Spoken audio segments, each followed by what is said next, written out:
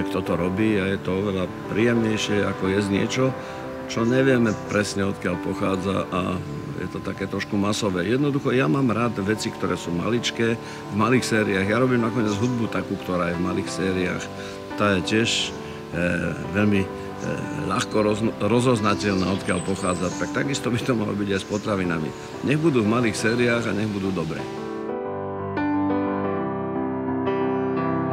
V tých potravinách je ďaleko viac kvality, ďaleko viac živín.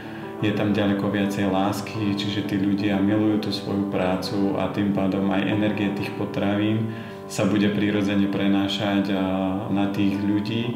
A ak chceme, aby sa rodinné farby rozvíjali, tak je veľmi dôležité, aby ľudia kupovali takýto typ potravín, podporovali takýchto ľudí, ktorí milujú prírodu a zaoberajú sa takýmito činnosťami.